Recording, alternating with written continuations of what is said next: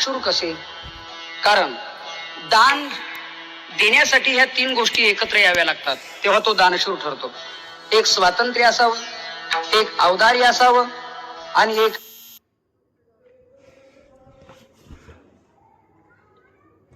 ऐश्वर्य असावं. तीन पैकी एखादी गोष्ट जर न्यून असेल, कमी असेल, तर तो दानशूर ठरत नाही. उदाहरणार्थ, त्याच्याकडे ऐश्वर्य भरपूर आहे, तो उदारही खूप आहे, पण जर परतंत्र असेल तर परतंत्र असलेला ऐश्वर्य संपन्न आणि औदार्ययुक्त असूनही उपयोग नाही. त्याचं ऐश्वर्य आहे पण अगदी सोप्या भाषेत. एखाद्या वेळेला आपण एखाद्याकडे वर्गणी मागायला गेलो म्हणजे तो म्हणत असतो, माझ्याकडे तुम्ही मागायला आला, द्यायलाच पाहिजे, काय कमी केले देवाने? इथे द्यायचं नाही तर द्यायचं तरी कुठे? देवाला दोन हाताने दिलं म्हणजे देव आपल्याला अनंत हाताने देतो, हेही मला माहिती आहे. बरं, माझी इच्छा आहे खूप आहे, तुम्ही तरी कुठं घर प्रपंचासाठी मागता आणि तुम्हाला नाही म्हणून या गावात राहावं तरी कसं? मागणाऱ्यांना असं वाटतं की हा निम्मानिम काम एक सप्ताहाचं एकटाच करतो काय? मागावून जेव्हा लिहायची वेळ येते आकडा, त्यावेळेला तो म्हणतोय, हे बघा, द्यायला काही अडचण नाही, पण तिला विचारतो मग सांगतो. याचं जे ऐश्वर्य आहे हे पारतंत्र्यात आहे. पगार याचा आणि हक्क तिचा, असा प्रकार घडतो. त्यावेळेला त्याचं ऐश्वर्य असूनही दान खात्यात खर्च केलं जाणार नाही. त्यावेळेला स्वतंत्र आहे, बर उदारही आहे, पण जवळच काही नसेल तर? जवळ काहीच नाही. पंढरपूर सारख्या ठिकाणी गेला, आंधळ्या पांगळ्याने केविलवाणी स्थितीने त्याच्या पायाला हात लावून दान मागितलं. माय बाप, एक दोन पैसा द्या हो धर्माला, आशीर्वाद लागेल तुमच्या मुलाले कराला. एक दोन पैसा द्या हो धर्माला. त्याला असं वाटू लागलं, 10-5 पैसे देण्याऐवजी, 10-5 रुपये देण्याऐवजी 100-200 रुपये द्यावेत. पण खिशात हात घालतो तर एकही पैसा नाही. अर्थात जवळ ऐश्वर्य नाही, मग काय उपयोग? त्याच्या उलट ऐश्वर्य भरपूर आहे, स्वातंत्र्य आहे, पण महाकृपण असेल तर, कंजूस असेल तर? श्रीमद भागवताच्या 11 स्कंदाच्या 23व्या अध्यायामध्ये कदरयू ब्राह्मणाचं आख्यान आलेलं आहे. किती कंजूस असावा आणि त्या कंजूसपणाचं वर्णन केलेलं आहे. खूप कंजूस. त्यासाठी अनेक उदाहरणं, दृष्टांत आपण नेहमी ऐकतो. म्हणून उदारही असावा, श्रीमंतही असावा आणि स्वतंत्र असावा, तेव्हा तो दानशूर ठरतो. जगद्गुरु तुकाराम महाराज म्हणताय, संत दानशूर आहेत. दानशूर असण्यासाठी कदाचित संत उदार आहेत असं आपण मान्य करू, संत स्वतंत्र आहेत मान्य करू, पण श्रीमंत आहेत का? संतांची परिस्थिती स्वतः संतांनीच आणि परिचित करून दिलेली आहे. ते म्हणतायत, आम्ही सदैव सुडके, आम्ही सदैव सुडके, जवळी येता चोर धाके, जवळी येता चोर धाके, जवळी येता चोर धाके. जाऊ पुढती भिके, जाऊ पुढती भिके, जाऊ पुढती भिके, कर राखे ते नांदणूक आयसे सांगा, नांदणूक आयसे सांगा. घर राखी दे, नांदणूक आयसे सांगा.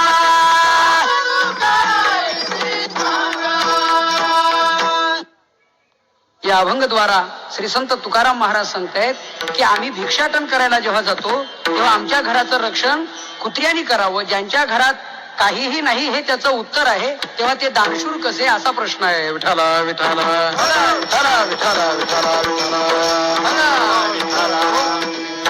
स्वतःच्या परिस्थितीचा परिचय करून देताना तुकाराम महाराजांनी पुन्हा एक उदाहरण सांगितलेलं आहे. अखिल कोट ब्रह्मांड चालक भगवान पंढरीश परमात्मा वैकुंठनाथ भगवान तुकाराम महाराजांकडे पाहुणे म्हणून आले. तेव्हा तुकाराम महाराज म्हणतायत, त्या देवाला मी काय पाहुणचार करावा? त्यावेळेला त्याचं वर्णन आहे. पाहुणे घरासी आजी आले ऋषिकेशी, काय करू उपचार, काय करू उपचार, काय करू उपचार. उपमुडकी जर दरदरीत पाण्या, माझी रांधिलेल्या कण्या, मोडक्या त्या बाजा, वरी वाकळाच्या शेजा. काय करू उपचार, कोप मोडकी जर्जर, काय करू उपचार, काय करू उपचार, काय करू उपचार, काय करू उपचार.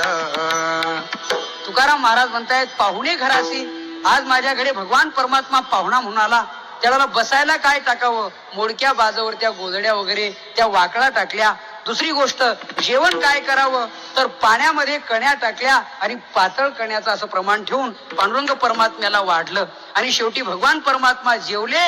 जेवल्यानंतर देवाला विडा द्यायला पाहिजे असा नियम आहे. विड्याचं शास्त्र असं आहे की साधकांनी ते खाऊ नये, किंवा विड्याचं शास्त्र असं आहे उपवास असेल त्या दिवशी घेऊ नये, किंवा देवाच्या मंदिरात किंवा कथा कीर्तनाला जाताना तोंडात नसावा असा त्याचा अर्थ आहे. परंतु श्रीमंत माणसाने विडा जरूर घ्यावा. त्याचं कारण अष्टभोगापैकी तो एक भोग आहे.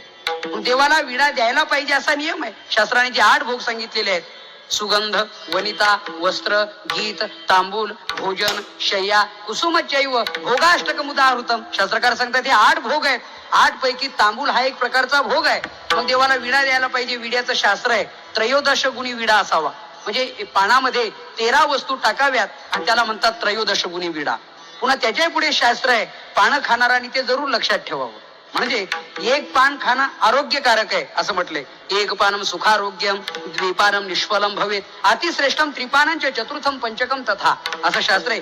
एक पान खाणं आरोग्यकारक आहे, 2 पानं खाणं निष्फल आहेत. खायचीच ठरली तर 3, 4 किंवा 5 पानं खावीत. 13 वस्तू टाकून 5 पानाचा विडा खावा आणि हा श्लोक जरूर पाठ करावा पानं खाणारांनी. पण दुसऱ्याच्या घरचे पानं खाणारांनी पाठ करावा. स्वतःच्या घरचे पानं खाणाऱ्यांना न परवडणारा हा श्लोक आहे. तात्पर्य हे आहे, स्वतःची पानं खाणारा फार अर्ध पान लावून खातो किंवा प्रश्न सोडा. श्रीमंताचा प्रश्न आहे देवाला त्रयोदश गुणी विडा द्यावा. महाराज म्हणतायत हे बरोबर आहे, पण माझी परिस्थिती तशी नाही. तेव्हा मुख शुद्धी तुळशी दळ आणि तुका म्हणे मी दुर्बळ. तुकोबारांनी तुळशीचं पान उचललं, देवाच्या हातावरती ठेवलं. देवा माझी परिस्थिती गरीब असल्याने तू ते गोड करून घे. एखाद्या समर्थ वडिलांना एखाद्या मुलींनी, गरीब असलेल्या मुलींनी पिठलं भाकरी वाढावी आणि सांगावं दादा तुम्हाला श्रीखंडपुरी, बासुंदी, गुलाबजामुन, लाडू, जिलेबीचं आणि जेवण करायला पाहिजे होतं, पण माझी तशी परिस्थिती नसल्यामुळे मी तुम्हाला पिठलं पोळी खाऊ घालते. त्याच्यात माझी चूक नाही. तुम्ही मला त्या वेळेलाच दारू पिणाऱ्यांना जर दिलं नसतं तर माझी ही परिस्थिती आज नसती. त्यावेळेला तुम्ही जर चांगलं निरीक्षण केलं असतं तर अशी माझी परिस्थिती नसती. ही चूक तुमचीच आहे. तुम्ही मला यांच्या गळ्यात बांधलं ना, पदरी बांधलं ना, मग तुम्हाला पिठलं भाकरी आता गोड करून घ्यावी लागेल. तसं संत म्हणतायत देवा आमची परिस्थिती तूच अशी केलेली आहे. देवभक्ता लागी करुणी दी संसार, अंगे वारा वार करुणी ठेवी, अंगे वारा वार करुणी ठेवी. देव आपल्या भक्ताला संसार करू देत नाही, तेव्हा तूच केलेला आहे. आता तेव्हा तू गोड करून घे. मग तुकाराम महाराज म्हणतायत मुखशुद्धीसाठी मी तुळशीचं पान देतो, मी दुर्बळ आहे. तेव्हा संत दानशूर कसे हा प्रश्न आहे. त्यांच्याजवळ जर काहीच नाही, परिस्थिती जर गरिबीची आहे तर मग ते आणि दानशूर कसे हा प्रश्न जेव्हा निर्माण होतो तेव्हा त्याचं उत्तर थोडक्यात असं आहे, आपल्याला एकच दान माहिती आहे ते म्हणजे द्रव्य दान, आणि ते संतांकडे नाही, मग ते दानशूर कसे असा प्रश्न. पण दानाचे शास्त्रांनी बरेच प्रकार सांगितले. त्यातले प्रमुख मी 5 प्रकार सांगतो. एक भूदान आहे, एक गोदान आहे, एक कांचन दान आहे, एक अन्नदान आहे आणि एक विद्यादान आहे. असे शास्त्रांनी दानाचे 5 प्रकार सांगितलेले आहेत. उदाहरणार्थ वामन अवतार भगवान परमात्म्याने घेऊन बळीराजाकडे दान मागितलं. ते कशाचं दान मागितलं आपल्या सर्वांना माहिती आहे. त्याला भूदान म्हणतात. म्हणजे पृथ्वीदान मागितली, त्रिपाद भूमी मागितली. बळीराजाने ते दान देऊ नये याकरता त्यांचे गुरु शुक्राचार्य आडवे आले. त्यांनी सांगितलं बळी तुला माहित नाही, देव तुझी परीक्षा घ्यायला आलाय. पण बळीराजाने सांगितलं न मानावे त्याऐसे गुरुचे वचन जेणे नारायणांतरे. तुम्ही श्रीगुरु असाल तरी मी तुमचं आज ऐकणार नाही. त्याचं कारण असं आहे, माझं भाग्य आहे. कोण विद्यार्थी असा आहे की अभ्यास करतो आणि परीक्षा देत नाही. मी जो आतापर्यंत दान देण्याचा अभ्यास केलाय हा माझं भाग्य आहे. माझा पेपर भगवान परमात्मा तपासतोय. परीक्षा तर देणार, उत्तम मार्कांनी पास होणार, चांगल्यापैकी मार्कांनी पास होणार. शेवटी बळीराजाच्या आईला बोलवलं. बळीराजाची आई काही करू शकली नाही, दान दिलं. देवानी 2 पावलामध्ये स्वर्ग मृत्यू पाताळ आटोपलं आणि एक पाय कुठं ठेवू म्हणून त्यांनी माझ्या डोक्यावर ठेवायला सांगितला बळीराजाने. बळीराजाच्या डोक्यावर पाय ठेवून बळीला पाताळात घातलं. त्यावेळेला बळीराजाची आई जेव्हा भगवान परमात्म्याकडे आली तेव्हा भगवान सुद्धा घाबरले. पतिव्रतेची सत्ता देवावरही असू शकते. भगवान म्हटले मी अन्याय केलाय, बळीराजाला पाताळात घातला. आता ही आई मला काय शाप देईल बळीराजांची सांगता येत नाही. पण त्यावेळेला ती म्हणते मी तुला शाप द्यायला आले नाही, मी तुला माझा पराक्रम सांगायला आले. म्हणजे काय पराक्रम आहे. भले हुई सती नहीं गई विरोचन के साथ, ऐसा पुत्र पैदा किया की प्रभु पसारे हात. ती सांगते माझा पराक्रम सांगायला मी आली. माझे पती विरोचन राजे मृत झाले तेव्हा मी सती जायला निघाली होते, पण माझ्या पोटात बळीराजाचा गर्भ होता, लोकांनी मला रोखलं. त्याचं भाग्य, त्याचं चीज आज झालं. बरं झालं मी सती गेले नाही. ऐसा पुत्र पैदा किया. तुम्हा मला मुलं होतात पण त्यांनी ऐसा पुत्र पैदा हुआ असं नाही, होतात सर्वांनाच, पण असे सुसंस्कार घडवले त्याच्यावरती. भागवतात सांगितल्याप्रमाणे कौमारे आचर्यन प्राज्ञो धर्मान भागवतान इह, भागवतात सांगितल्याप्रमाणे लहानपणी आई वडिलांची जबाबदारी आहे मुलावर संस्कार बनवणं. आणि शास्त्रांनी सांगितलेलं आहे मुलगा व्हावा तर एक तर दाता असावा, एक तर छत्रपती शिवाजी महाराजांसारखा शूर असावा, नाहीतर हनुमंतरायांसारखा भक्त असावा. जननी जने तो भक्त जने, या दाता या शूर जने. कबीरदास महाराज म्हणताय जननी जने तो भक्त जने, एक तर तू दात्यांना जन्म दे, नाहीतर शूरांना जन्म दे, नाहीतर माते हनुमंतरायासारख्या भक्तांना जन्म दे. त्याच्यापेक्षा सांगू, अतिरेकांना जन्म देण्यापेक्षा तू माते तशी राहिली तरी चालेल, पण अतिरेक्यांची आई चुकूनही होऊ नको. विठाला विठाला विठाला विठाला. अर्थात तात्पर्य हे आहे की जेणेकरून, नाहीतर मग अनेक मुलं होतात मगाशी मी सांगितल्याप्रमाणे. तात्पर्य हे की बळीराजाची आई सांगते की माझं भाग्य आहे भगवान परमात्मा माझ्या परमात्म्याकडे, विश्वानी ज्याच्या पुढे हात पसरावा त्यांनी माझ्या मुलापुढे हात पसरावा. याला भूदान म्हणतात. गोदान शब्दाचा अर्थ आहे का गायी दान देणे. नरग नावाच्या राजाची कथा पुराणात आलेली आहे. सोन्याच्या शेंब्या शिंगात बसून योग्य काली आणि गायीचं दान दिलं त्याला नरग नावाचा राजा म्हणतात. बर, कांचनदान, कांचनदानाची कथा बरीचशी मोठी आहे. पैठण क्षेत्रामध्ये देवदत्त नावाच्या ब्राह्मणाचा मुलगा कौत्स भडोच शहरामध्ये वरतंतू ऋषीकडे विद्याभ्यास करून पारंगत झाल्यानंतर माझ्याकडून दक्षिणा घ्या असा तो आग्रह करतोय. त्यांनी सांगितलं 14 विद्या शिकलास ना, एका कलेला 1 कोटी अशा सुवर्ण मोहरा 14 कोटी आणून दे. मग त्यांनी दात्यांची म्हणजे दानशूरांची यादी बघितली. आता या जगात दानशूर कोण आहे? त्यावेळेला अयोध्येमध्ये भगवान रामप्रभूचे पूर्वज, त्यांचं नाव आहे अजराजा, ते सोनं दान देण्यात प्रवीण होते, त्यांची ख्याती होती. मग तिथे जाऊन त्यांनी दान मागितलं की मला सुवर्ण मोहराचं दान द्या.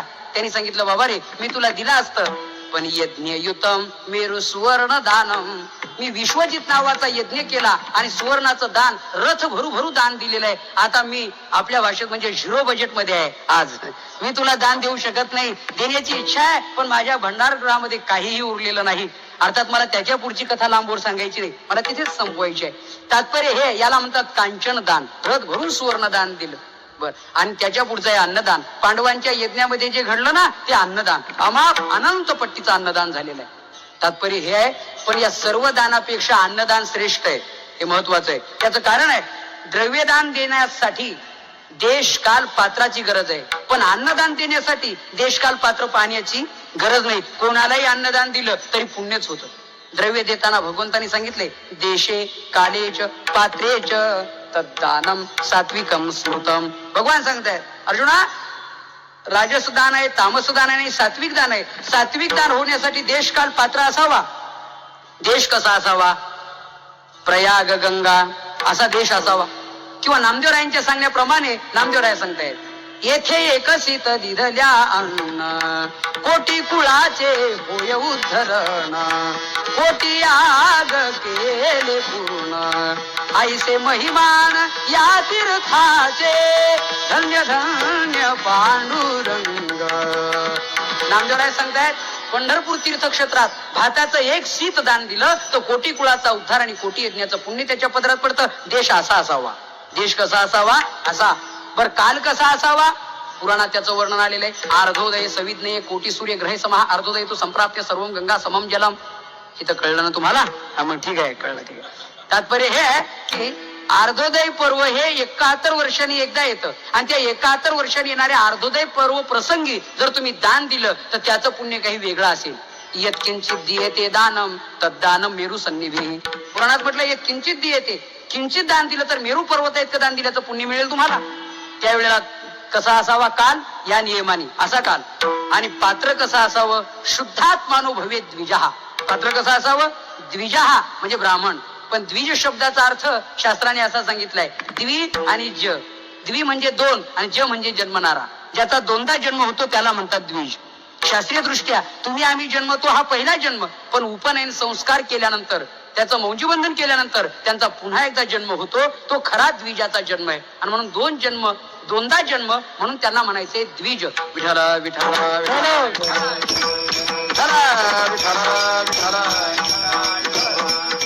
असं हे द्विजाचं लक्षण आहे. आणि तो शुद्धाचरणी पाहिजे, म्हणजे आचार विचार संपन्न, नुसता द्विज नसावा. अत्यंत शुद्ध आचार विचाराने, त्यापेक्षा अत्यंत पवित्र अंतकरणाचा, आचरणाचा नामधारक असावा. असा जर असेल तर त्याला दान द्यावं. हे झालं पात्र, तो झाला देश आणि काल. या तीन गोष्टी जेव्हा एकत्र येतात तेव्हा द्रव्याचं दान देता येतं. पण अन्नदान देण्यासाठी या तिन्हीपैकी एकाही गोष्टीची गरज नाही. अन्नदान द्यायचं असेल ना, महाराज म्हणतायत सर्वभूती द्यावे अन्न, भूती द्यावे अन्न, सर्वभूती द्यावे अन्न, सर्वभूती द्यावे अन्न. द्रव्य पात्र विचारून, द्रव्य देताना पात्र अपात्राचा विचार आहे, पण अन्न देताना सर्वांना द्या. पुण्य होईल का? हो. शास्त्राने तशा 4 गोष्टी सांगितलेल्या आहेत. अन्न उदकासारखं दान नाही, द्वादशी सारखी पवित्र तिथी नाही, गायत्री सारखा श्रेष्ठ मंत्र नाही, आणि मातेसारखं परम दैवत नाही. नान्नोदकम समम दानम, दान असेल तर नान्नोदकम समम, अन्न उदकासारखं दान नाही. म्हणून अन्नदान सर्व दानापेक्षा सरस आहे, श्रेष्ठ आहे, हा त्याच्यातला तात्पर्यार्थ आहे. मग अन्नदान जर श्रेष्ठ आहे, तिथं देशकालाचा विचार करण्याची गरज नाही. त्याच्यात मात्र थोडासा बारकावा शोधावा लागतो. अन्नदान द्यायचंय, पण देशकालाचा नका विचार करू, पात्राचा विचार करू नका, पण एक विचार जरूर करा. ज्याला घरी खाऊनच अजीर्ण झाला असेल त्याला पुन्हा अन्नदान करणं चूक आहे. कारण शास्त्राने सांगितलेलं आहे, काही गोष्टी अशा आहेत, अजीर्णस्य विषम अन्नम, वृद्धस्य तरुणी विषम किंवा अनाभ्यास विषम शास्त्रम. ह्या गोष्टी अशा आहेत की ज्ञानाचा अभाव असेल तर शास्त्र विष आहे. त्याप्रमाणे या ठिकाणी जर भूक नसेल, अजीर्ण झाला असेल तर अन्न त्याला विष आहे. वृथा वृष्टी समुद्रेषु वृथा तृप्तस्य भोजनम, समुद्रावर पाऊस पडला काय उपयोग आहे? तसं तृप्त झालेल्यांना जीव घातलं काय उपयोग आहे? म्हणजे ज्याला जीव घालायचे त्याला अर्थभूता द्यावे दान. हो, त्याला जे द्यायचंय ना, अन्न द्यायचंय ना, त्याला अर्थता असावी, त्याला तुमच्या अन्नाची गरज असावी, आणि त्याला जर अन्नदान केलं तुम्ही तर मग त्याचं पुण्यच आहे. खरे पुण्य त्या नावे खरे पुण्य. महाराज म्हटले त्याला खरं पुण्य प्राप्त होतं. म्हणजे पुण्य प्राप्त होण्यासाठी अन्नदान सर्व दानापेक्षा श्रेष्ठ दान आहे. कारण द्रव्य दानामध्ये मी तुम्हाला सांगितल्याप्रमाणे देशकाल पात्राचा प्रश्न आहे, परंतु अन्नदान देण्यासाठी देशकाल पात्राचा प्रश्न येत नाही. आणि या सर्वांपेक्षाही अधिक पुण्य देणारं अन्नदान आहे. फक्त ज्याला गरज आहे त्याला अन्नदान द्यावं आणि आपण पुण्य संपादन करावं. विठोबा रखुमाई, विठोबा रखुमाई, विठोबा रखुमाई, विठोबा रखुमाई. मग अन्नदान जर सर्व दानापेक्षा श्रेष्ठ दान आहे तर तुम्ही असं विचाराल, मग तुकाराम महाराज तुमच्या सर्व संत महात्म्यांनी अन्नदान केलं का आणि म्हणून ते दानशूर ठरले? तुकाराम महाराज म्हणता येत नाही. अन्नदानापेक्षाही अजून एक श्रेष्ठ दान आहे शास्त्राने सांगितल्याप्रमाणे. म्हणजे कोणतं? अन्नदानापेक्षा श्रेष्ठ दान आहे, त्याला म्हणतात विद्यादान. मी तुम्हाला दानाचे 5 प्रकार सांगितले होते. पहिलं भूदान, गोदान, कांचनदान, अन्नदान आणि विद्यादान. हे शेवटचं 5वं आहे विद्यादान. चंद्रकांत नावाच्या ग्रंथात त्याचे श्लोक आलेले आहेत. अन्नदानापेक्षाही, जसं सर्व दानापेक्षा अन्नदान श्रेष्ठ आहे, पण अन्नदानापेक्षाही विद्यादान त्याहीपेक्षा श्रेष्ठ आहे. कशावरून? त्याचं वर्णन केलेलं आहे. अन्नदानात परम नास्ती विद्यादानम ततोधिकम, अन्येन क्षणिका तृप्ती याव जीवन तू विद्या. वर्णन आलेलं आहे. अन्नदानात परम नास्ती, अन्नदानाला नाश आहे, विद्यादानाला नाश नाही. एक. दुसरी गोष्ट, अन्नानी क्षणाची तृप्ती आहे, पण विद्यादानानी कायमची तृप्ती आहे. आज जी माणसं नको म्हणतात ना, ती माणसं उद्या पुन्हा विचारतात काय आहे होय, थोडस आहे का असं विचारलं जात. एखाद्या पंक्तीमध्ये जर आग्रह झाला ना, माणसं म्हणतात त्यांना एक सत्करू ठेवा, एक पोळी ठेवा, एक पोळी ठेवा, किंवा एक जिलेबीचा वेढा ठेवा. पहिल्यांदा जिलेबी ठेवा, पोळी ठेवा, लाडू ठेवा म्हणतात, मागवून ते क्रियापद वगळून बोलतात त्यांना एक ठेवा. आपला भाषेचा प्रकार आहे तो मराठी भाषेत. त्यांना एक ठेवा, त्यांना एक ठेवा. वास्तविक त्याला नको असतं, तो चिडतोय. तो म्हटला तुम्ही जर ठेवली ना तर मी सुद्धा ठेवून देईल आता. इतका चिडतो. याचा अर्थ वेगळा नाही घ्यायचा. तुम्ही जर माझ्या पानावर जिलेबी ठेवली तर मी ठेवल, म्हणजे मी पानावर तशीच ठेवेल, मी खाणार नाही, हा त्याच्यातला अर्थ आहे. तात्पर्य हे आहे की नको नको असं तो म्हणत असतो. मला नकोय, अजिबात नकोय. तात्पर्य उद्या मात्र तो पुन्हा मागतोय काही आहे का, मला भूक लागलेली आहे. अन्नदानाने तात्पुरती भूक भागते, पण विद्यादानाने कायमची भूक दूर होते. त्याचं शास्त्राने सुंदर वर्णन केलेलं आहे. विद्या, विद्या सर्व दानात श्रेष्ठ दान आहे. विद्यार्थी वर्गाने तर जरूर लक्षात ठेवावं, लक्षात. कारण विद्येला किती महत्व आहे. न चोरहार्यम न च राजहार्यम न भ्रातृभाज्यम न च भारकारी व्यय कृते वर्धते एव नित्यम विद्याधनम सर्वधनम प्रधानम. शास्त्रकार सांगतायत बाकीच्या धनात आणि या विद्याधनामध्ये किती फरक आहे. बाकीच्या धनाचं चोर हरण करू शकतो, चोरी होते. विद्यादानाची कधी चोरी झाली? म्हणले मी 10वी पर्यंत शिकलो, रात्री दरोडा पडला आमच्या घरावर, सगळं चोरीच निघून गेलं माझं ज्ञान. नाही. बरं, राजा इन्कम टॅक्स आकारित नाही, चोर चोरी करत नाही. बरं, भाऊ बंद त्याच्यातला वाटा मागत नाही की तू 10वी पर्यंत शिकला, 5वी पर्यंतचं शिक्षण मला देऊन टाक, असं नाही.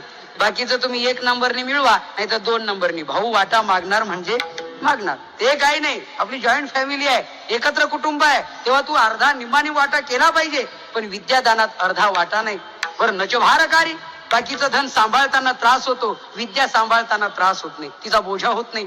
बाकीचं धन आपल्याला सोडून राहू शकतं, हे आपल्या सोबत राहत. असं आहे का मी खूप शिकलो पण ते घरीच राहिलं, असं कधी आहे का? ते ज्ञान आपल्या सोबत आयुष्यभर आहे, संकटकाळी तारण्याला आपल्या आणि बरोबर आहे. एक. आणि दुसरी गोष्ट, बाकीचं धन दिल्याने संपत, विद्याधन दिल्याने दुप्पट होतं. व्यय कृते वर्धते एव नित्यम विद्याधनम सर्वधनम प्रधानम. व्यय कृते म्हणजे खर्च करणे. मी म्हणतो जर विद्यादान दिल्याने संपलं असतं तर शिक्षक लोक आणि कीर्तनकार दुसऱ्या दिवशी सांगायला राहिलेच नसते. ते मला खूप येत होतं पण काल सर्व सांगून टाकलं. आज माझ्याजवळ काही राहिलेलं नाही. बाकीचं धन दिलं तर ज्याला दिलं त्याला मिळतं, पण देणाराचं संपतं. पण विद्याधन असं आहे, ज्यांना दिलं त्याला मिळतं आणि देणाराचं दुप्पट होतं. विठाला विठाला विठाला. म्हणून सर्व धनात जर श्रेष्ठ धन असेल तर विद्याधन श्रेष्ठ आहे. आणि म्हणून संत जर दान करत असतील तर विद्यादान. संत अन्नाचं दान करत नाहीत, भूदान नाही, गोदान नाही, कांचन दान नाही. अर्थात हे दानाचे मी 4-5 महत्वाचे फक्त प्रकार सांगितले. असं किरकोळ प्रकार आपल्याला माहिती आहे, नेत्रदान आहे, किडनी दान आहे, रक्तदान आहे, नाहीच कळलं तर मतदान आहे की नाही. असे दानाचे प्रकार आहेत, हे आपल्याला सर्वांना माहिती पण आहेत. अर्थात पण खरं जे दान आहे ना, हे विद्यादान. पूर्वी ऋषी मुनीच्या आश्रमामध्ये विद्यार्थी जनांना जे दिलं जात होतं त्याला म्हणतात विद्यादान. संतांनी ज्ञानदान दिलं. थोडक्यामध्ये महाराजांचे अभंग आहे. ज्ञानदेव वैष्णव मोठा, वैष्णव मोठा, विठ्ठल नामे मुक्त पेठा, ज्ञानदान घडे श्रेष्ठा, वैकुंठ वाटा संत गेले, वैकुंठ वाटा संत गेले,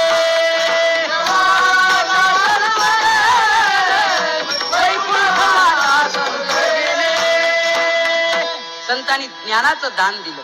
बस म्हणून ज्ञानदान घडे श्रेष्ठा. संतांनी ज्ञानाचं दान दिलं. सांगू, बाकीच्या ज्ञानाला नाश आहे दानाला, परंतु ज्ञानदानाला नाश नाही. बाकीचं संपेल, हे कधी संपणार नाही. म्हणून संत महात्मे जे देतात ना, कृपा दान केले संते कल्पांते हे सरेना, कल्पांते हे सरेना, कल्पांते हे सरेना.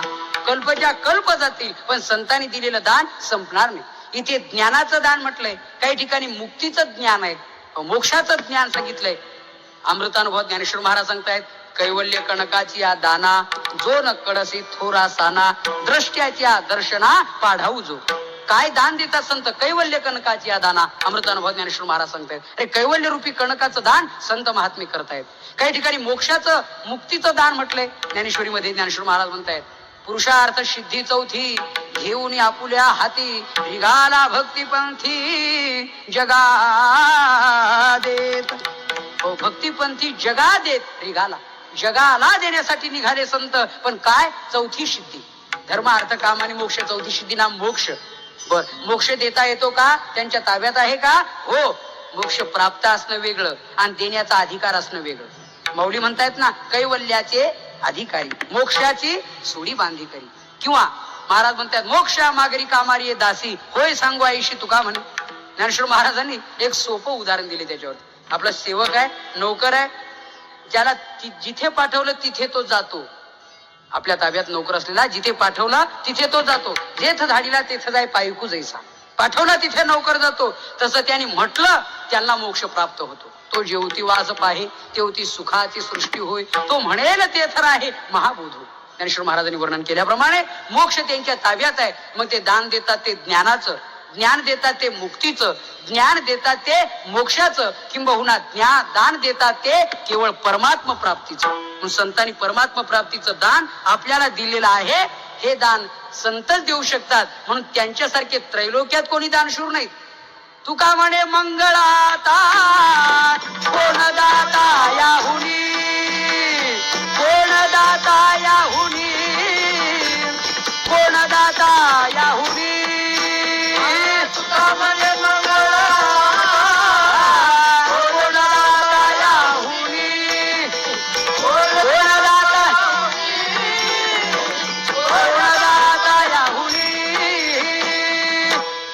याहुनी कोण दाता, संतापेक्षा कोण दाते जगतामध्ये. आणि संतच दाते आहेत, दानशूर आहेत. ते कोणाला देतात? जे येतील त्यांना देतात. पण का हो, मोक्षाचं, मुक्तीचं, परमात्मा प्राप्तीचं, सुखाचं, ज्ञानाचं दान संताकडे मिळतं हे आम्हाला कसं कळणार?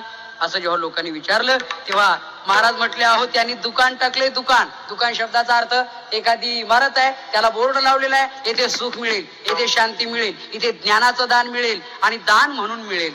हा बोर्ड लावला आणि त्यांनी दुकान टाकलं. ही गोष्ट या अभंगाच्या पहिल्या चरणात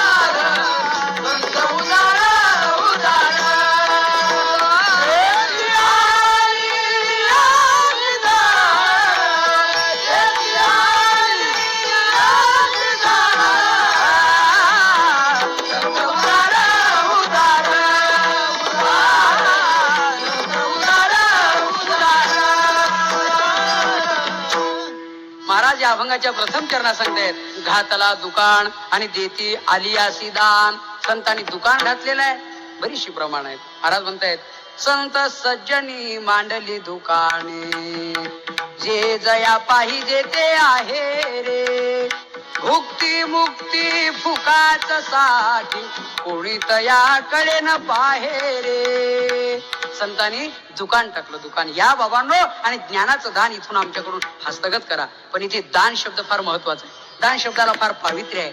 दान शब्दामध्ये जिथे मोबदला संभवत नाही त्याला म्हणतात दान. जे दिलं जातं ना त्यात मोबदला नाही, पुन्हा परत अपेक्षा नाही कोणत्या प्रकारची. ज्ञानेश्वर महाराजांनी सुंदर उदाहरण सांगितलं. ज्याला निष्काम कर्मयोग म्हणा, त्याप्रमाणे दानामध्ये निष्काम कर्म आहे. आपण एखाद्यांना गाय दान दिली आणि सांगितलं, गाय तुम्हाला दान देतो पण एक कपभर दूध रोज मला देत जा बर का, असं झालं का? नाही.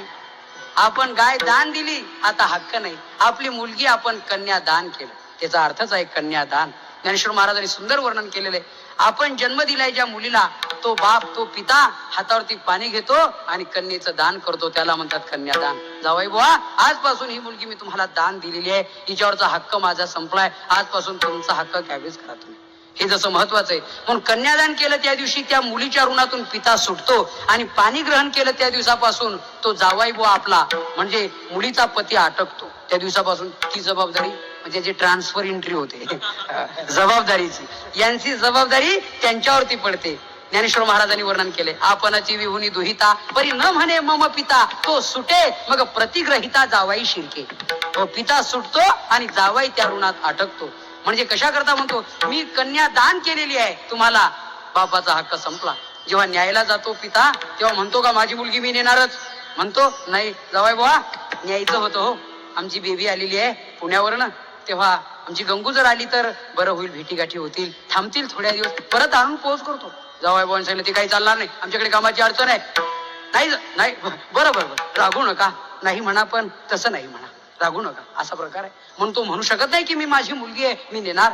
हे जसं महत्वाचं आहे का, मी कन्या दान केले, हे जसं आहे तसं महाराज म्हणताय जिथं मोबदला नाही बर आणि परत अपेक्षा नाही त्याला म्हणतात दान. दान वेगळा आणि वाण वेगळा. एखादा माणूस म्हणत असेल संतच काय दान देतात, आमच्या गावात एक किराणा दुकान, 10 डबे डालडा मागा, 10 डबे तूप मागा, तेल मागा, साखरेचे पोते मागा, रव्याचे पोते मागा, तांदळाचे किती देतो तो काय उधार नाही. लोकांनी विचारलं तो देतो पण पैसे बिशे मग आधी घेतो आणि मग देतो. तो वाण आहे ते दान नाही. मोबदला घेऊन दिलं जातं. तो वाण म्हणजे वस्तू बर, पण इथे दान आहे म्हणून देते आली अशी दान. जे येतील त्यांना ते दान म्हणून देतात.